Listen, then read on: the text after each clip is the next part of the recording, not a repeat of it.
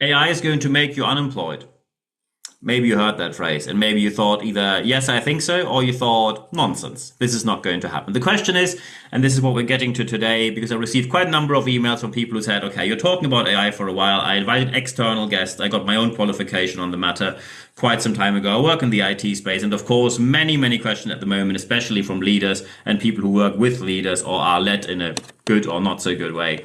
Say, what is the future with AI? Are there actually AI layoffs? I tried to avoid this topic for quite a while because I do not want to stir a pot or cause anger. This is not about being controversial or saying anything that causes anger with people. We have to stick to the facts because especially in the last week, we had a couple of articles where CEOs explicitly referred to AI being the reason for layoffs. And the question now is, was it really the reason? And we have to look behind the story. What is it that really happened? So hello and welcome. We are going to talk about AI layoffs. Is it a transformation or leadership failure? This is the topic of this week's episode. Very important is here. I'm going to quote real world articles as well. And again, under fair deal, fair usage, fair use, under UK and US law, I'm allowed to do that. And the German Urheberrechtsgesetze, I'm allowed to quote as well. So everything I show here is in full compliance with the law. When we talk about AI layoffs, the main issue always is people think some AI is going to magically appear and then my job is just gone. And when you think this is going to happen, here are the news. This is not how it works. And when you now say, how can you be so confident about that? Well, AI is there for a while. When I worked for Microsoft's largest learning partner, New Horizon Computer Learning Centers, we worked together with Microsoft on countless projects from script learning, adapted learning, machine learning, tons of different terms being carried along for years and years, where they said everything is going to replace that. When e-learning happened, they said every single teacher is going to be unemployed. Everything will just be video. Everything will disappear. Sales will disappear. Marketing disappear. Everything disappears by tomorrow when any kind of disruption happens. And they always say it just disappears like this. And here are the news. It doesn't. Because otherwise, I would not sit here. You wouldn't sit with your job. The question is, what does really happen? Because there are things happening on the market and you should be aware of them. However, what is it that is really going on? When we look at the situation, and I'm now talking about what just happened with a company where 4,000 people were laid off and the CEO explicitly said this was due to AI. This is the article by The Guardian here. And the CEO, in this case, Jack Dorsey, said that he had to cut 4,000 jobs due to higher productivity with AI. The company is Block. And when you now say, I never heard of Block, you probably know some brands. So for example, the Cash App or Square, you most likely have seen them somewhere. It's a payment provider, amongst other things, but that's what most people know it for. So the CEO, and by the way, don't blame CEOs when they say we had to lay off people. No CEO wants to step up in front of press and say we have to lay off people because you always know it's going to drag along for weeks. So don't say, oh, this is just to raise the bonus of Mr. Dorsey. We are not going down the route of that kind of discussion. So we have to look at what really happened. So the facts are 4,000 people were laid off. And when people wondered why they were laid off, the communication was that Jack Dorsey said, it is a strategic shift to AI. So smaller teams can do more with AI. Can smaller teams do more with AI so you can lay off 4,000 people? And now we have to look at not only is this the real question, but also is the story that they transport here the real story. So looking behind the story right now. First, of course, let's look at the facts. When someone says, we laid off people because smaller teams can be more productive with AI. Looking at the facts. AI and productivity, of course, correlates. You can be more productive when you use AI wisely, which means you're fully qualified, you know what you're doing, you know what the tool is able to do, what the tool is not able to do, and then you use it in hopefully the best way possible. When you use it that way, yes, then AI and productivity correlate, and you probably can say you can have less people on board compared to what you had before. And let's look into the tech industry. What happened before? Do you think that just magically AI, because why is it right now? AI is there for a while. So why didn't they lay off 4,000 people a year ago when AI was also there? And the tools were, I don't want to say the same, but many tools were already there, were already in productive mode, were already implemented in organization, and suddenly they lay off people. The question is, why does it happen right now? Why doesn't it happen earlier? And when we now look at what happened before in the tech industry, it was quite simple. The economy was booming. Money was available anywhere. You could get enough money at very attractive rates. You could hire people left, right, and center. So what happened was you overhired. And that frequently happened. And by the way, don't blame them. If someone tells you, hey, there's someone knocking at your door and they want to throw money at your business, but you have to hire people for it, what are you going to do? You're not saying, oh, sorry, the money. No, thank you. I think the bank account is pretty full. Not me this time. You probably take the money, hire people, and see where it goes from there. And also, that's another aspect, the company Block is heavily exposed to Bitcoin. Bitcoin for a long time, and I'm not going down the tech bro route of cryptocurrencies here. Bitcoin for a long time was a good investment. It went up, up, up, up, up, and then it crashed. It doesn't mean that it never recovers. It probably will. I'm not a cryptocurrency expert, so I'm not going to claim I am. The point is that when you are heavily exposed to Bitcoin and it suddenly crashes by 1/3, that doesn't pass your organization, especially on the balance sheet, without being unnoticed by investors and shareholders. And now we come to a point where I know that people will get angry as soon as someone says, oh, the share price also plays a role. And I have to make a strong statement here. When you say share prices should not play a role, hear the news, then never work for a stock exchange listed company. Because many people say, oh, look at these stock exchange listed companies, FTSE 100, Nasdaq, the German DAX, the CAC 40 in France and whatnot else, the Nikkei in Japan. I take all these big advantages of these large corporations, making my life as an employee very comfortable.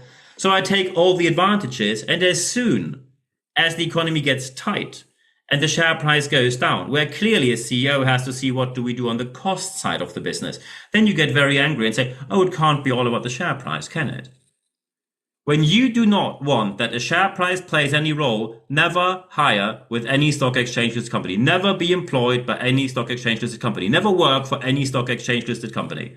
I am really fed up with people who join up for the largest, most capitalism isn't bad in my opinion. So the most capitalist companies taking the highest salary, all the benefits, everything they offer, and as soon as everything becomes a bit tight, they say, what do you mean with you focus on the share price? Oh, I never knew. Well, wake up call. It's a two-sided medal. Who could have thought? So the share price, of course, you can say overhiring wasn't great. Fully agree. Financial exposure to Bitcoin, was it smart? For a long time, people said, great, great, great. Now they say, not so much. This is how it happens when courses and when certain values go up and down on the stock exchange or the cryptocurrency market. And then you have to do things to make things right again. Maybe when everything recovers in a couple of years, Block is going to hire 4,000 people again. And I'm pretty sure no one is going to put that in the news and say, oh, look at the amazing CEO creating more jobs. They say, job creation, Oh, layoffs, catastrophic. No, immoral, shouldn't be. So AI and productivity plays a role here, of course, but it's not the only part of the story. The CEO did not highlight the overhiring practices that happen in almost any tech business, especially in the fintech industry, but in almost any tech business, overhiring happen. The financial exposure usually doesn't get discussed at all until it goes wrong, which happens sooner or later.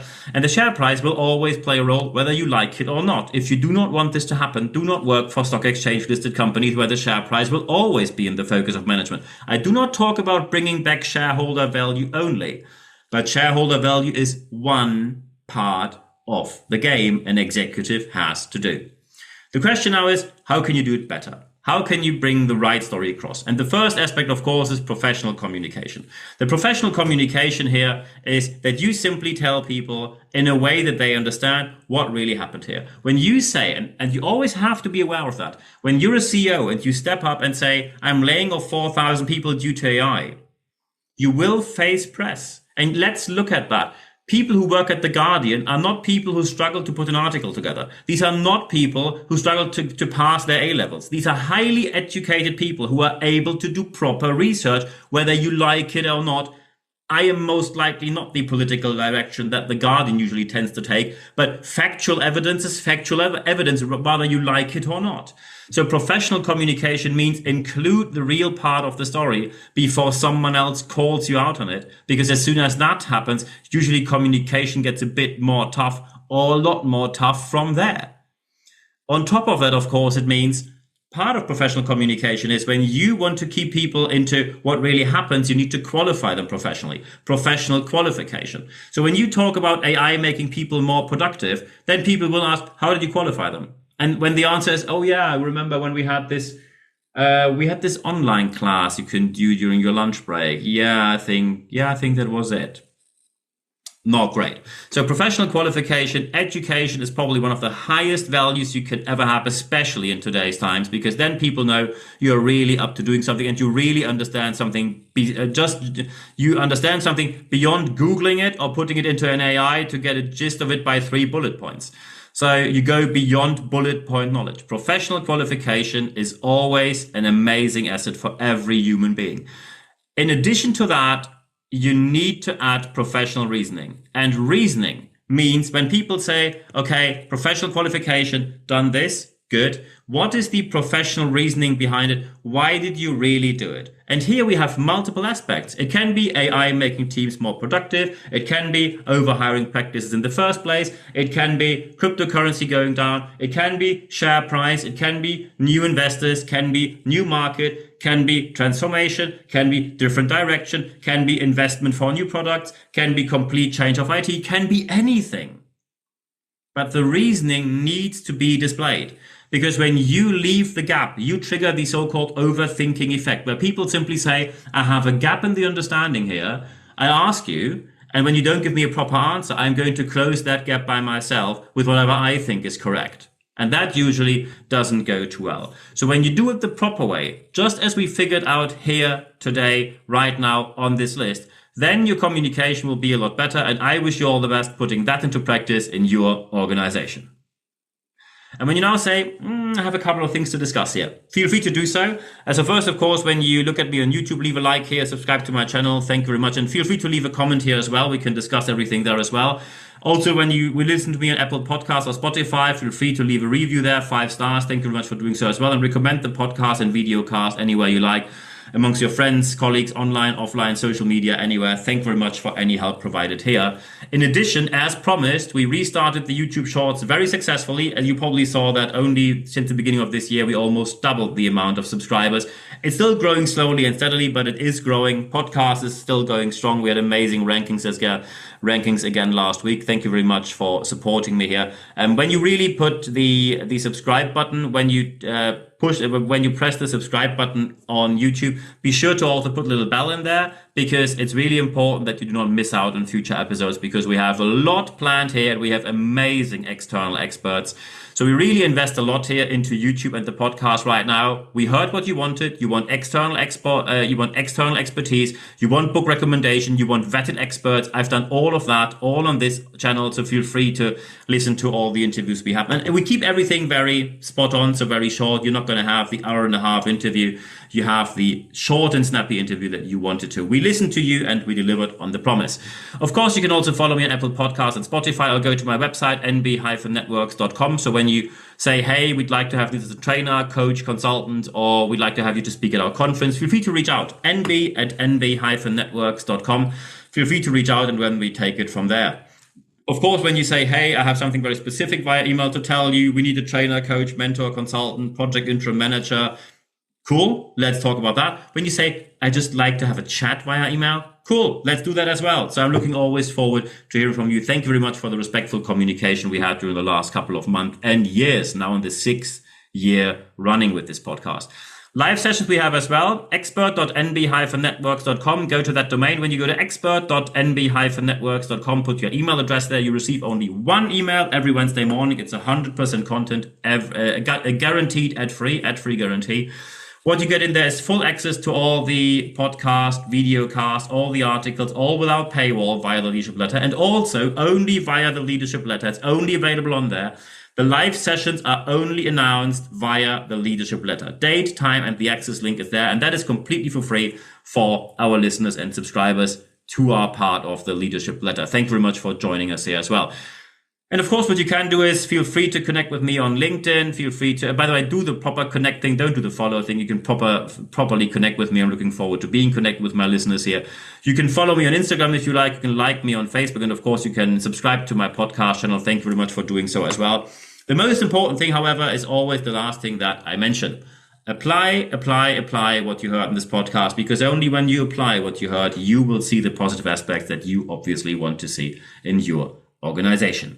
I wish you all the best doing so. Very important now is get in touch if you have anything to discuss with me. I'm answering every single message within 24 hours, so I'm looking forward to hearing from you. And at the end of this podcast, as well as at the end of the video cast, there's only one thing left for me to say. Thank you very much for your time.